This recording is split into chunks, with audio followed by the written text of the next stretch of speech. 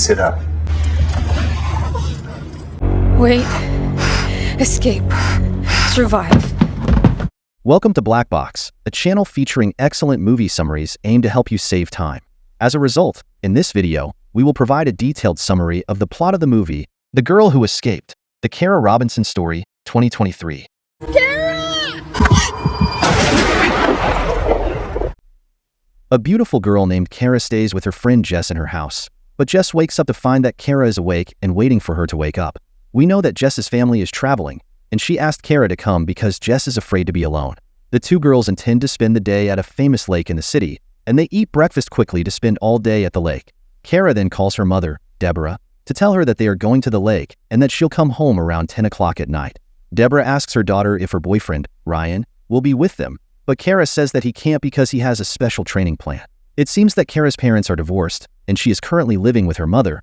Then, Deborah tells her daughter not to worry if she comes home at night and doesn't find her, because she will go out to meet her new boyfriend. After this, Kara ends the call with her mother, but Jess asks her to water the plants in the garden until she has a shower. By the way, the area where Jess lives is so quiet, and there are only a few people on the streets. While Kara is standing to water the plants, a black car appears, and the driver keeps driving around the house as if watching her. Suddenly, the man gets out of the car, then goes to talk to Kara and asks if her family is at home. Kara tells him that this isn't her house, and it's her friend's house, but her family isn't here. So the man asks her to hold his books for 1 minute, but she is surprised that he has a gun and forces her to get in the car, or he will kill her immediately without any hesitation. Although Kara is terrified, she agrees to get in the car with him because there is no other choice. The man has a box inside the car and forces her to enter it, and he locks the box so no one can see her while driving.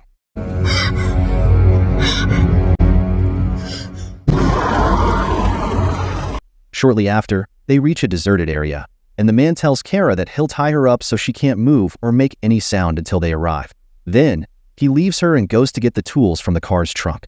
At this moment, Kara is thinking of escaping, but she imagines that if she runs away, he will kill her without hesitation.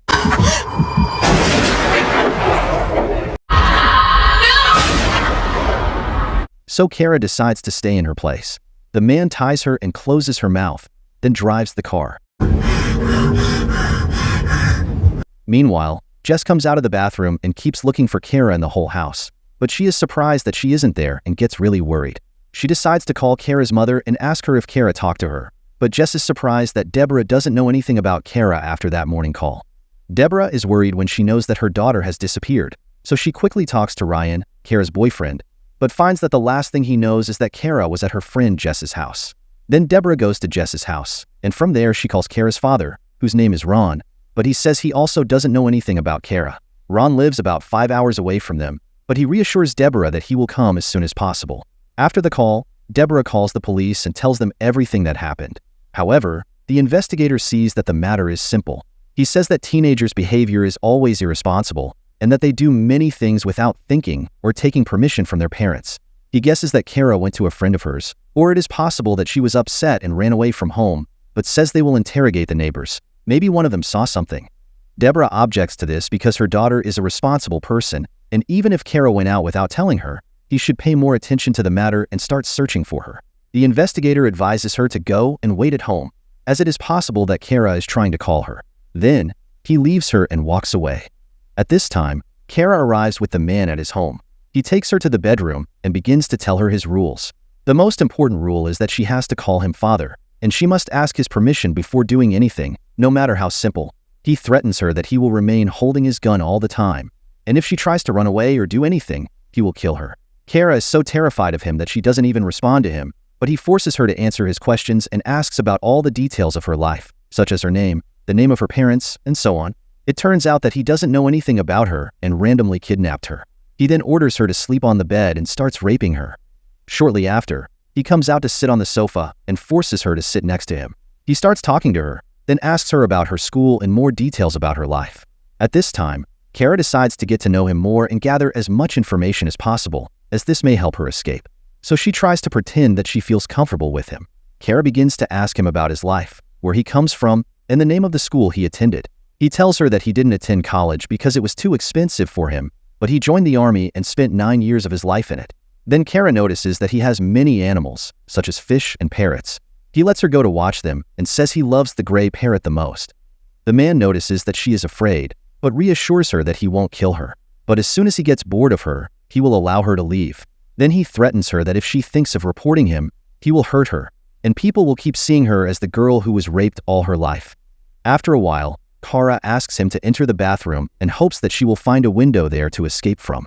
However, the man forces her to leave the door open so that he can watch her. He then takes her to eat, but Kara tells him she isn't hungry. The man says if she refuses to eat, she will be breaking his rules and has to do something in return to be forgiven. Then, he decides to make her sweep the floor while he is eating. Meanwhile, Kara is trying to check everything around her to collect as much information as possible about him. It seems that this man suffers from something because Kara sees some of the doctor's addresses. She also knows that there is a woman who lives with him, but she traveled. Then, the man takes Kara to watch the news but laughs when he finds that no one is talking about her disappearance.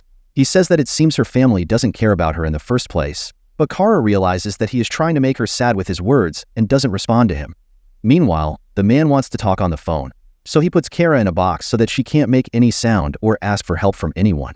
As soon as he ends the call, he comes back to her but finds her terrified and crying, so he tries to reassure her. He says that he has been suffering from anxiety for a long time in his life, so he gives her some of his medicine for her to take and calm down. Then, it's time for bed, and the man decides to tie her to the bed so that she won't be able to move or do anything while he is asleep.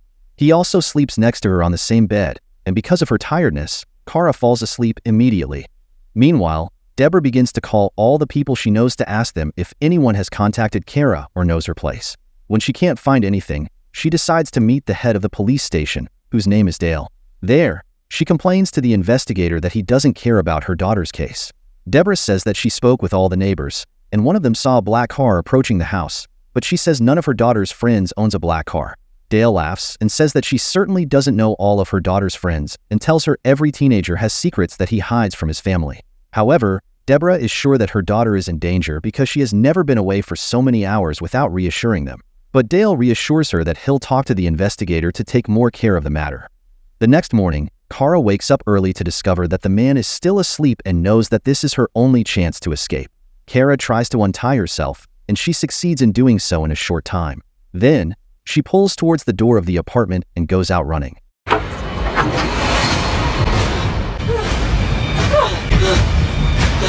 By chance, she sees a car passing in front of her with two men, so she tells them that she was kidnapped and begs them to take her to the nearest police station. They agree and allow her to ride with them. Then, Kara notices that all the houses in this area are similar to each other. She points them to the man's house and asks them to remember it if the police need it. Kara arrives at the police station and meets an investigator named Roland. She tells him what happened, so Roland tries to calm her down and takes her to his office to get all the details. Roland orders his assistant to search for Kara's name and find out if there was a report of her disappearance. He also orders him to see the people who brought her and take their statements.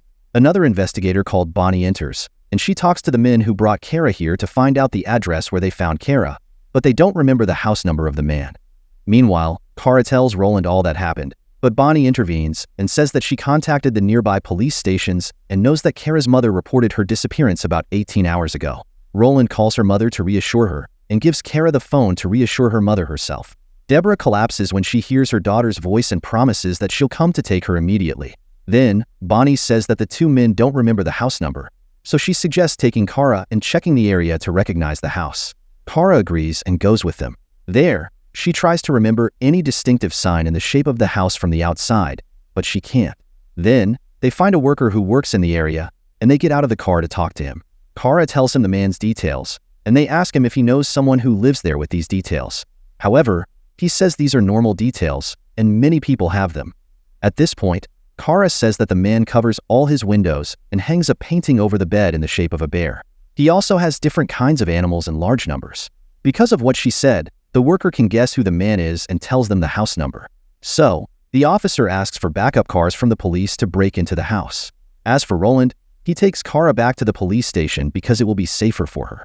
Shortly after, Deborah arrives at the police and hugs her daughter. Meanwhile, the police station's head, named Jim, arrives at the house with substantial backup. They break into the house but find it empty. The house has the same details that Kara mentioned, so they are sure this is his house. Jim orders them to search the surrounding area and interrogate Kara to try to find out more details from her. While she and her mother are at the police station, Bonnie goes to talk to Kara and shows her pictures of all the residents of this neighborhood. Without any effort, Kara recognizes the man who kidnapped her and confirms that he is the owner of the house they stormed earlier. His name is Richard, and he has disappeared from the area. Bonnie begins to interrogate Kara and is surprised when she finds out that Kara knows a lot of information about the man. Kara gives accurate details, such as the addresses of his doctors and their phone numbers. She also says that she saw him opening the box next to the animal corner, but he felt nervous when he found her looking at him and quickly hid this box. Bonnie thanks her for all the information and tells her that 2 nurses will come to check on her. During this time, Deborah hears them while she is collapsed, especially since no one tells her exactly what this man did to her daughter. She breaks down even more when she finds out that he escaped and feels that her daughter is still in danger. Meanwhile, the police start searching for the box Kara told them about, and when they find it, they discover it full of underwear belonging to girls other than Kara. They also find headlines of articles about the disappeared daughters and conclude that Richard is a serial killer who keeps any news of his victims.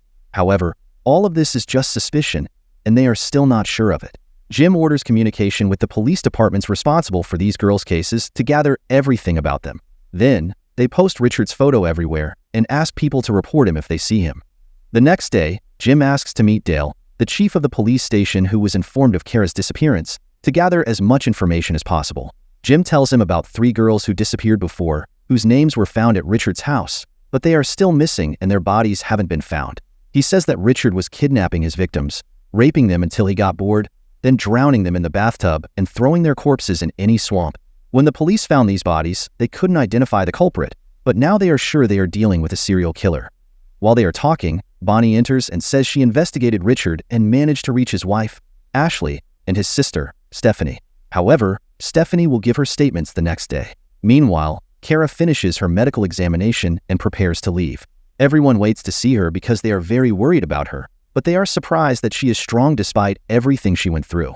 On the way, Deborah tries to ask her daughter what happened, but Kara refuses to tell her anything and begs her to stop asking questions. A few hours later, Jess sits with Kara in her room so she won't be alone. At this time, she avoids asking for any details, guessing that Kara doesn't want to talk about it. However, Kara decides to tell her everything that happened because Jess is her best friend, and they trust each other. Jess feels sorry for her after hearing the terrifying story. The next day, the police investigate Richard's wife, but she is shocked by what she hears and insists that Richard is a good person and can't do such things. Then, they investigate his sister, Stephanie, who admits she was suspicious of his behavior but never imagined he would become a serial killer. She says that Richard spoke to her yesterday and that he is currently staying at a hotel nearby. The police go to arrest him but find nothing there. At the police station, they learn that Richard used his phone, and through it, they track his location. They find that he is close to his second sister's house. Knowing his location, they quickly go to arrest him. At the same time, Kara decides to leave the house for the first time after what happened. She knows that Ryan has a match, so she takes Jess and goes to watch it. The police have stationed people to stay by her side wherever she goes, as long as Richard is free, because she remains in danger. Although her mother tries to prevent her from leaving, Kara refuses and goes out. Kara tries to ignore people's looks and enjoy the match. Meanwhile, the police find Richard and start chasing him. When he realizes that they have surrounded him, Richard grabs a gun and commits suicide. The next day, Deborah feels happy knowing the man who harmed her daughter is dead and no longer a threat. However, when Kara finds out, she collapses.